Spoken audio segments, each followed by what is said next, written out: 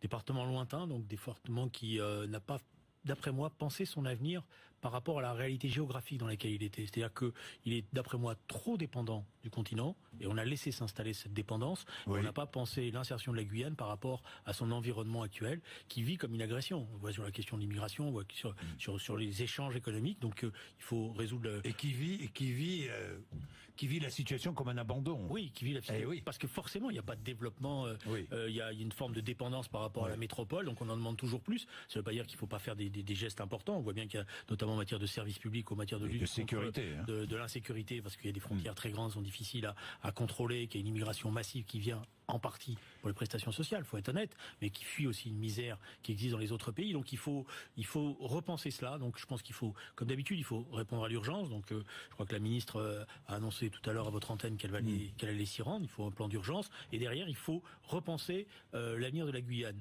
par rapport à cet environnement et la place qu'elle peut prendre comme peut-être aurait-elle dû déjà aurait-elle dû partir déjà.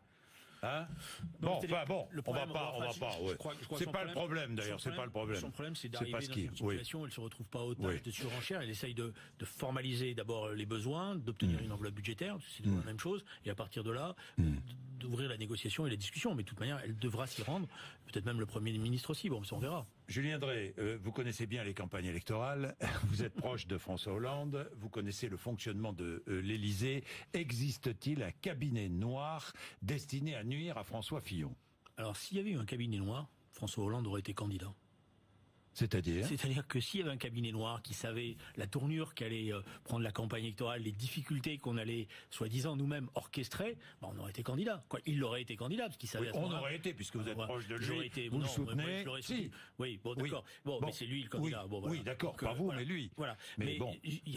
Alors, franchement, moi, je connais François Hollande depuis maintenant un certain nombre d'années. Oui. S'il y a bien un homme qui s'occupe pas de ces choses-là, mais même des fois, je vais vous faire une confidence, des fois même ça m'a énervé à plusieurs reprises de discuter avec lui, de lui apprendre des choses. Il me dit, comment tu sais pas ça? Il me dit, mais non, je sais pas. Puis d'abord, c'est des rumeurs, fais attention, voilà. Donc vous êtes formel. Je suis formel. Ça n'existe pas. Non, il n'y a pas de cabinet noir, il n'y a pas d'intervention, il n'y a pas de conviction. François Fillon soupçonne François Hollande d'avoir organisé je vais vous raconter fuites, je vais vous raconter une anecdote. Sur son affaire judiciaire. Il pensait tellement qu'il y avait un cabinet noir qu'il a été voir le secrétaire général de l'Élysée pour essayer d'obtenir des interventions sur le plan judiciaire par rapport à un de ses concurrents, Nicolas Sarkozy. C'est vrai ou pas? Écoutez, moi, c'est vrai lui dit que non, d'autres disent que oui. Voilà. Mais vous dites quoi? Moi, je dis rien, je laisse la justice faire son travail. Je sais simplement que il a tellement l'habitude de penser qu'il y a toujours des manœuvres et des combines, il projette sur les autres ses propres turpitudes. Voilà. Il n'y a pas de cabinet noir. Et d'ailleurs, vous savez, il y a un test. Il y a deux journalistes que je connais bien. Monsieur Davet et Monsieur Lhomme, qui sont des journalistes d'investigation. Dans le fameux livre qui a donné lieu à tant de polémiques, ils disent eux-mêmes, certainement sous ce quinquennat, nous avons eu le président le plus vertueux, qui n'est jamais intervenu dans les affaires judiciaires, qui n'a jamais essayé d'intervenir dans ces affaires judiciaires. Et vous avez vécu, dans le quinquennat, 2 ou 3 situations pénibles, qui montraient que s'il y avait eu, soi-disant, un cabinet noir, elle n'aurait pas existé. Voilà. Je reviens sur ce déjeuner, quand même. Ce déjeuner, avec Jean-Pierre Jouyet. Oui, on va pas. Moi, j'étais pas là. Déjeuner de François Fillon, au cours duquel François Fillon aurait demandé une accélération des enquêtes sur Nicolas Sarkozy. Mais il a eu lieu ou pas ce déjeuner? Moi, je sais pas si il a eu lieu. Vous savez? Non, je sais pas parce que je suis pas une petite souris. Vous avez parlé avec Jean-Pierre Jouyet. Vous avez vu la taille que j'ai. Oui, je peux pas être une petite souris. Vous avez parlé avec Jean-Pierre Jouyet. Jean-Pierre Jouyet a dit que ce déjeuner a eu lieu. Moi, j'ai fait confiance à Jean-Pierre Jouyet parce que c'est un ami et je sais qu'il ne ment pas. Voilà. Maintenant, on va tourner la page. C'est pas ça la question. La question qui est posée sur François Fillon, si vous me permettez. Il est victime d'un complot. Mais comment? C'est nous qui avons fabriqué les costumes. C'est nous qui avons fait un prêt à Monsieur Ladré de la Charrière qu'on rembourse à la dernière minute. C'est nous qui avons accepté un certain nombre de choses qu'on interdisait auparavant en termes de cadeaux. C'est nous qui avions employé notre femme et nos enfants en faisant croire qu'ils faisaient un travail alors que visiblement c'était plus compliqué que cela. Mais je lui jette pas la pierre. Je suis pas en train. Moi, vous me connaissez depuis longtemps. Je n'utilise pas les affaires dans la vie politique. Tous ceux qui ont été mes adversaires ou qui ont été mes compagnons le savent. Je déteste ça. Je déteste les coups bas et je déteste les combines. Et j'ai même souvent pris des positions contre ma propre famille politique quand parfois elle se laissait aller à la facilité. Je dis simplement quand on est candidat à la présidence de la République. eh ben on fait attention avant. Ou alors on n'est pas candidat. Ça c'est un droit. On peut dire, moi il y a des choses, voilà. Mais on savait, Monsieur Fillon ne pouvait pas savoir. Moi, si vous voulez, ma sidération pour moi, elle est là. Elle est comment Monsieur Fillon pouvait penser qu'alors qu'il allait être candidat à la présidence de la République, dans le climat actuel, au regard y compris de ses prises de position personnelles, c'est lui qui dit, imaginez le général de Gaulle, être mis en examen, il fait pas attention avant. Il rembourse un prêt à la dernière minute, ou il fait rembourser un prêt. Il est persuadé qu'il est sur écoute. C'est possible ça ou pas? J'en sais rien, parce que ça c'est l'indépendance de la justice et il y a des procédures pour ça. Je pense que ça serait compliqué de le mettre sur écoute. Je vais vous expliquer pourquoi. Parce que si on le met sur écoute, on écoute forcément des éléments de la campagne électorale. Et c'est très compliqué après. Voilà, donc moi je serai un magistrat, mais on a toute indépendance, je me serais pas permis de le mettre sur écoute. François Hollande est tenu au courant des écoutes judiciaires ou pas? Est-ce que les présidents de la République sont... Oui. Et par ailleurs, franchement, dans des affaires comme ça, tous les jours, ils vous le disent, c'est pas sur les écoutes téléphoniques qu'on apprend, c'est les mouvements, c'est les traces bancaires. C'est ça qui est en train de faire la justice. Elle est en train de regarder si les mouvements correspondent à quelque chose et à quoi ils correspondent. Voilà, c'est pas des écoutes téléphoniques. Hein. Les cadeaux, vous en avez reçu? Non, parce que en général, je suis un personnage compliqué moi en termes de cadeaux. Ah bon? Et donc c'est très difficile de me faire des cadeaux. Non, j'ai reçu des petites choses comme ça, mais en général, ma règle de base, c'est tout de suite de le donner à mes assistantes ou à mes assistants, ou dans ma permanence à mes administrés quand j'étais député à l'époque. Bien. Mais j'ai jamais reçu de gros cadeaux. Hein. Moi, j'étais élu et je suis élu de circonscription où on a des gens qui sont en difficulté. Donc ces cadeaux, c'est plus des cadeaux d'amitié et d'affection qui sont d'ailleurs très généreux. Vous connaissez pas le monsieur suisse, comment s'appelle-t-il? Monsieur Dana, je crois, qui aurait offert une montre à plus de 10 000 euros. Vous ne le connaissez pas? Je vous fais une confidence. Vous connaissez ma passion. Mais c'est pour ça que je vous pose la question. Voilà, je vous redis ce qu'on s'était dit une fois. Moi, j'aime les montres anciennes, ce qu'on appelle le vintage. Donc les montres modernes, en plus cette marque-là, c'est pas terrible. Hein. Ah bon? D'accord. Bon, ça vaut peut-être beaucoup d'argent. Ça vaut peut-être beaucoup d'argent, mais bon, voilà. Mais dans ces cas-là, on n'accepte pas. Je m'excuse de vous le dire, monsieur Bourdin. Dans ces cas-là, quand on a un cadeau de cette nature-là, on l'accepte pas. Ou alors, on la donne. Il y a des procédures pour ça. Le président de la République, un musée, etc. On sait très bien qu'à un moment donné ou à un autre, il va y avoir un problème. Et ça me permet de faire une remarque, si vous me permettez, ce matin. Allez-y. Parce que c'est un peu pour ça que je suis aussi venu vous voir. Je pense que la campagne électorale, elle est prise en otage par le comportement de monsieur Fillon. Et peut-être qu'il n'a rien à se reprocher. Peut-être qu'il justifiera tout. Mais l'expérience a montré que quand on est dans ces situations-là, il faut prendre un peu de recul. Bon, c'est injuste, c'est insupportable, mais il faut prendre du recul. On ne peut pas prendre en otage sa famille politique, et pire aujourd'hui, le pays. Et donc, je dirais l'éthique politique aurait voulu que M. Fillon dise « Je suis innocent, mais dans l'état actuel des choses, je ne suis pas en capacité de bien représenter ma famille politique. Donc je me retire et je permets à quelqu'un d'autre de mener la bataille politique. Et je pense qu'il est encore temps de le faire. Parce que tel que c'est passé, tel que fonctionne le système... Oui, il est encore temps de le faire, parce que dans ces cas-là, on repoussera... la droite pourra redésigner un candidat, on repoussera la date. Mais moi, je préfère... De l'élection présidentielle. De l'élection présidentielle. Et moi, je préfère que... Vous demandez à ce qu'on repousse la date de l'élection présidentielle? Vous demandez, enfin... Non, je demande simplement... Vous suggérez? Je dis simplement qu'il faut que la raison reprenne le dessus par rapport à cette campagne présidentielle qui est en train de devenir folle. Tous les jours, vous avez des révélations dont je ne sais pas si elles sont vraies, elles sont fausses, mais tous les gens autour de moi me disent on comprend plus rien. Et ça geste la suspicion sur tous les responsables politiques. Et je dis pas la classe politique, je dis les responsables politiques. Parce que moi, je les connais, les responsables politiques de gauche et de droite.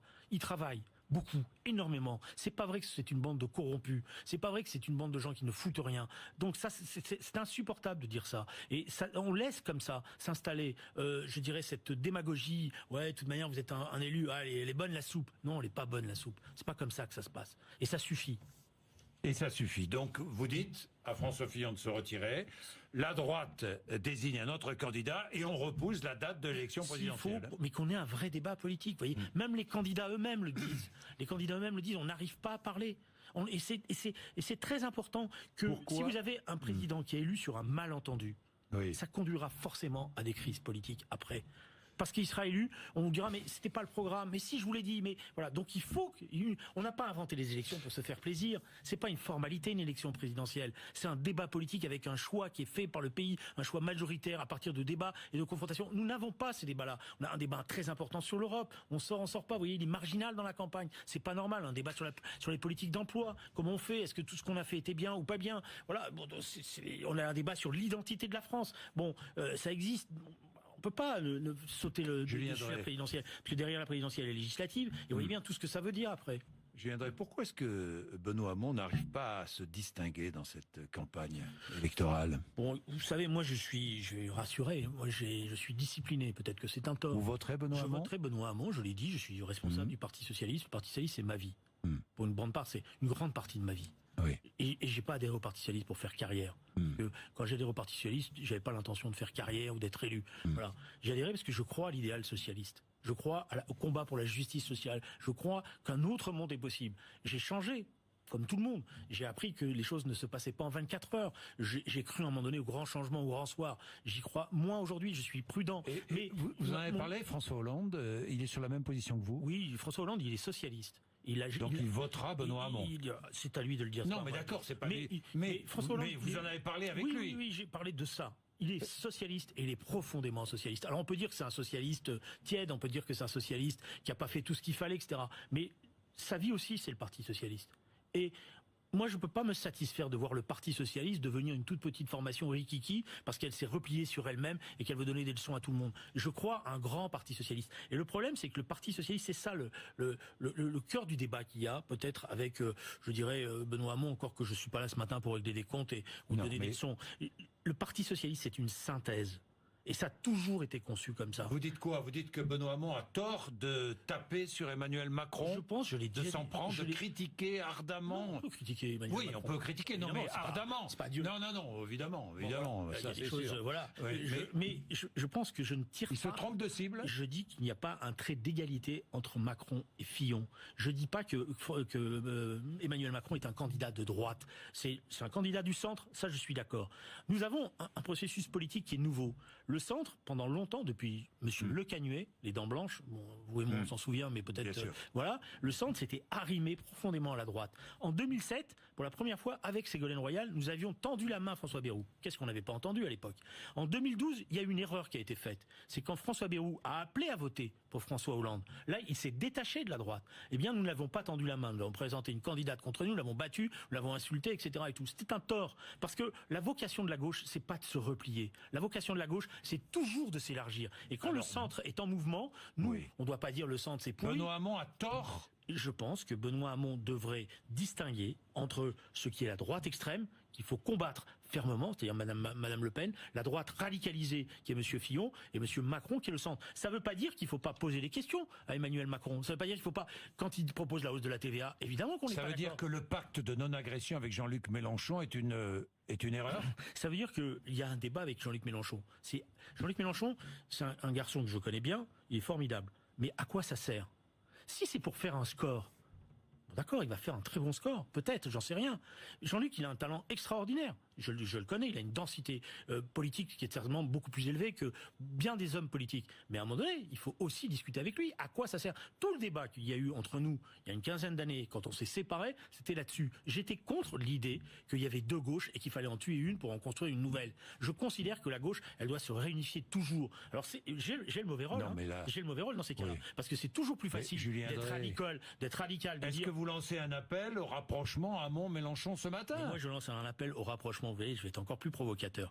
Macron, Hamon, Mélenchon. Et je pense que c'est possible. Mais oui, je sais, vous faites des oui, non, mais je fais ça parce que je ne vois pas avec les personnalités des uns et des autres, je ne vois pas comment. Mais les personnalités, on les dépasse parce que les électeurs, ce qu'ils veulent, c'est un changement. Ils veulent le rassemblement. Dans les gens qui votent Macron, j'en connais beaucoup, il y a certainement des gens de droite, moi je connais des gens de gauche qui me disent « je vais voter Macron ». Alors c'est très contradictoire, je vais voter Macron parce que je veux faire rempart au Front National, c'est l'argument, mais aussi c'est parce qu'il représente une fraîcheur, une nouveauté, il dit des choses chez les jeunes notamment, parce que sur l'entreprise, etc. Il dit « je ne veux plus de la droite ni de la gauche comme on l'entendait auparavant ». Mais moi je veux plus ni de la droite ni de la gauche comme on l'entendait auparavant. Je suis aussi un homme du 21e siècle. Je suis pour que la gauche échange, mais la droite et la gauche, ça existe. Et Monsieur Macron, il s'en rendra compte, comme tout le monde. Je veux dire, quand il s'agit d'augmenter les dépenses, de faire que les dépenses publiques soient maintenues, il y a une différence entre la droite et la gauche. Quand il s'agit de supprimer les postes de fonctionnaires, il y a une différence entre la droite et la gauche. Quand il s'agit de dire priorité à l'éducation publique, il y a une différence entre la droite et la gauche. Ça existe. Voilà. On peut pas les dépasser. On peut les moderniser, on peut les transformer, on peut appeler à travailler ensemble. Donc vous souhaitez un rapprochement entre ces trois hommes. Vous savez, à l'Assemblée nationale, quand j'y étais, j'avais un certain nombre de collègues de droite qui étaient des adversaires politiques, mais je savais que sur un certain nombre de questions, on pouvait faire un pas ensemble. Et souvent, on se disait, le problème de ce système politique, c'est qu'on n'est pas capable de construire des majorités d'idées. C'est qu'à un moment donné, on n'est pas... Si, dans les commissions, on est capable de le faire. Quand vous venez dans les commissions, vous voyez se concrétiser des majorités d'idées. Eh bien, le rôle de la gauche, c'est de concrétiser ces majorités d'idées. Pourquoi est-ce que vous n'êtes pas capable, vous les hommes politiques, de constituer ces majorités d'idées? Parce que pendant tout un temps... parce que ce sont les partis qui décident, qui règnent encore. Parce qu'il y a des... Mais non, mais on peut convaincre les partis politiques. Mais parce que il y avait une forme de sectarisme, il faut être honnête. Et c'est ça le problème. Sectarisme, c'est que moi, je suis arrivé à l'Assemblée nationale, j'ai commencé à serrer la main des députés de droite. Mais j'ai des députés de gauche qui venaient me voir à l'époque, ils me disaient, tu serres la main à ce type-là? Je dis, mais oui, c'est la politesse, c'est la courtoisie républicaine. Ah, alors je dis, mais c'est pas comme ça que ça se passe la vie. Il faut discuter, il faut dialoguer. Et donc, je pense que c'est comme ça qu'on se fait respecter. Alors après, il y a des confrontations qui existent sur le plan des idées. Je veux dire, sur le mariage pour tous, il y avait une confrontation entre la droite et la gauche. Oui, c'est clair. On parle des députés et des sénateurs.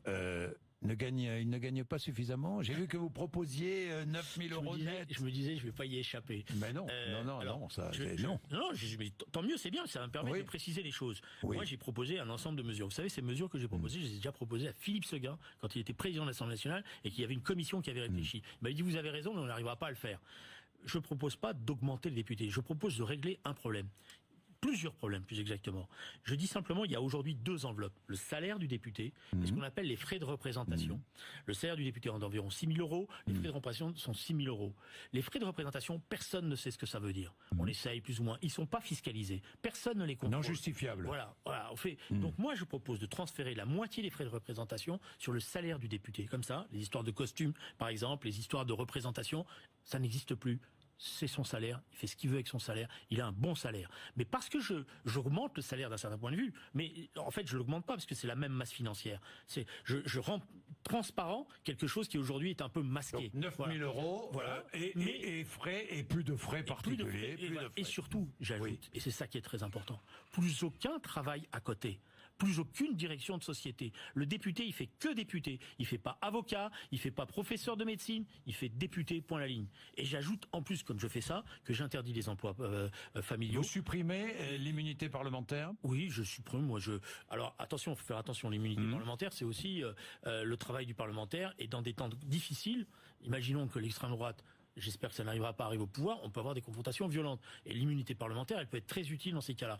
Mais l'immunité parlementaire, quand il s'agit des affaires personnelles ou des affaires de justice, de comportement personnel, elle est aujourd'hui dépassée. Mais j'insiste bien, moi ce que je veux, c'est que le député il fasse son travail de député. Et je préfère qu'on rende transparent les choses plutôt que de les masquer. Donc j'ai toute une polémique sur Internet, on va dire quel irresponsable, il sait pas la réalité des choses, il rend